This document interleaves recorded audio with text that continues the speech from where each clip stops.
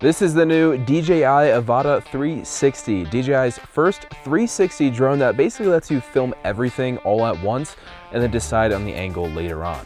In this video, I'm going to talk about all of these specs, some of the features that come with it, what it's like to fly this thing, and whether or not I think it's worth the upgrade from some of the other drones in the DJI Avata lineup. And after flying this thing around the mountains for the last week, I have a lot of thoughts about this drone. So first things first, let's just talk about the fact that this is a 360 drone, the first of its kind from DJI, and it's interesting that it's in the Avata lineup. It's got two cameras on the top and bottom here, and what's really cool about this is you're filming everything when you're out in the field, which really changes the way that you're filming because you know that you're capturing everything. You don't have to specify to the drone exactly what to capture, and you kind of can focus a little bit more on flying rather than composing an image or video. So that alone really shapes the way that you're filming with this drone and the way that you're flying as well. And the Avata 360 is priced pretty well comparatively at around $700 for the drone itself and the RC-N2 remote. And something I've not seen too many folks talk about is the fact that this can be operated with the remote alone if needed. You can also pair the goggles with it.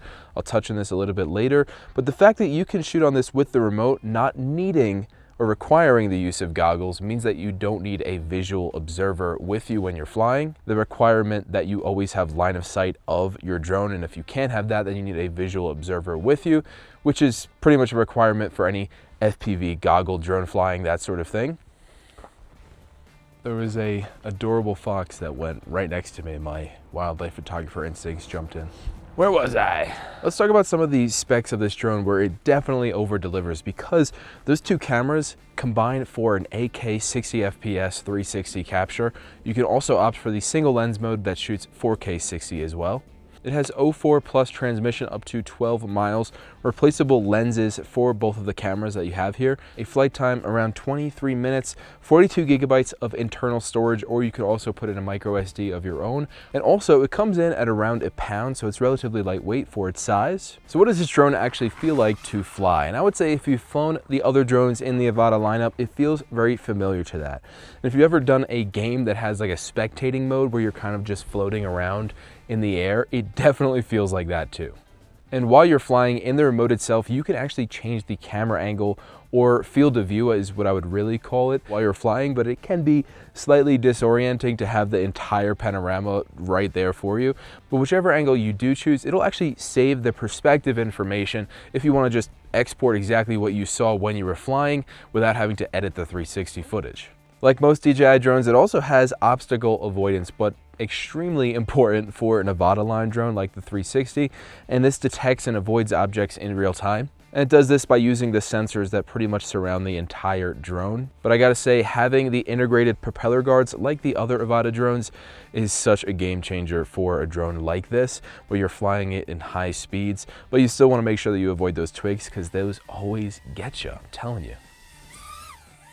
It does have ActiveTrack 360 and spotlight tracking. If you're someone who's a solo shooter, this is extremely helpful because you can set it to follow you around and get some pretty incredible footage that you can always reframe later because of the 360 functionality. And this will automatically lock onto a subject and keep it properly framed, really reducing the need to constantly nail composition in camera. It is starting to snow. Not exactly drone weather, is it?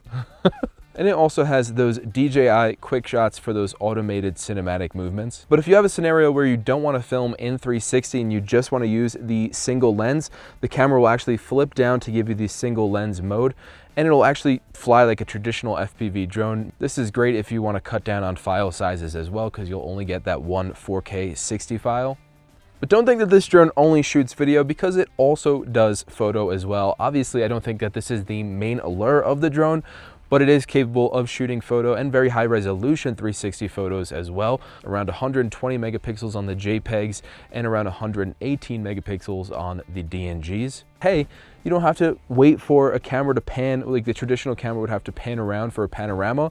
This just takes a panorama right away, so it's kind of neat. When it comes to the post-production workflow, DJI has made it really simple with the DJI Fly app or DJI Studio as well. When you think of editing 360 footage, it is sometimes really cumbersome, but they've made it really easy to also do on the DJI Fly app so that you can track subjects in post or even just directly export the perspective view that you were looking at on the remote. Quick note on the compatibility with the goggles and other remotes. These are just current compatibility specs. We'll see if it changes, but it's compatible with standard flight control remotes like the DJI RC2, N2, and N3.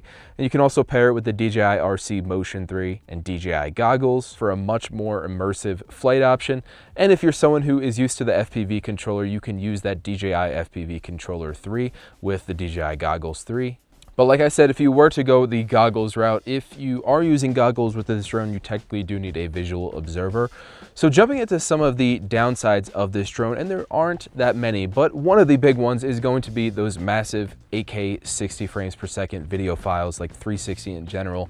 It's just going to be a lot of files, and in today's storage economy, that can take up a lot of space, admittedly. So I would recommend, if you are shooting in 360 all the time, maybe export a certain perspective so that you're not storing those massive files all the time. Next, the stitch line on the 360 footage can be somewhat noticeable in certain scenarios, and particularly in those more higher contrast scenes where it has a hard time differentiating like where the direct sunlight is and maybe the ground, or there's certain scenes where you can kind of see that stitch line, which can be a problem depending on your project. And lastly, this is an Avata drone, but it can't actually do full FPV acro mode.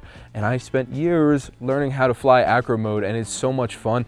As of right now, this drone cannot do full manual acro mode, but it does have an easy acro mode at the time of filming this, where it will do these automated maneuvers for you, like flips. And it honestly does look a lot of fun, and then you don't have to spend so long learning how to fly acro mode. So that's kind of nice. So is this worth the upgrade over the DJI Avata 2? Well, I would say this is really a completely different drone in my opinion. It really fits in a class of its own. Does it replace other drones in the DJI lineup in general? Again, it really fits in its own category, being that it's the first DJI drone that shoots 360 footage. But beyond that, it is incredibly fun to fly, and also the footage is way more impressive than I was even expecting when I got this drone. And even beyond just creative uses for this drone, and trust me, I love filming epic sunsets and that sort of thing, but I could also see it being pretty useful for filming real estate, agriculture, and even infrastructure, because you're getting a full 360 view. It just feels like you're collecting so much data. There was one time I dropped down in between these pine trees, and I was like, this could be really cool for surveying or really capturing an entire property all at once. It's probably not the only DJI drone that you'll ever need, but I have to say, while flying it, it was easily one of the most fun drones that I've ever flown. But I'm curious to hear from you. Where are you gonna fly the DJI Avata 360? Let me know down in the comments. And if you have any questions on this drone, we would love to hear from you down in the comments below. Thank you guys so much for watching, and I'll see you next time. It's starting to snow here. I gotta go warm up.